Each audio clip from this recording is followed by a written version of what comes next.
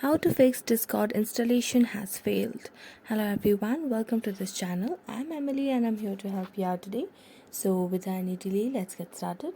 Now, first of all, what you need to do is go to the settings of the device and then tap on about phone and see and check for any updates available. Now as you can see, there are no updates available on my device, so it means that the app or the device is updated to its latest version. After that, you can just scroll and tap on factory reset, and here you can tap on erase all data, and you can just reset the whole device and its information.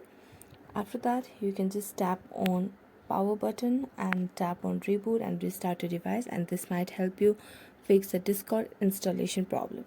So thank you so much for watching this video. If you enjoyed it, then don't forget to like, subscribe and hit the bell notification for more updates. That's it for today and see you next time.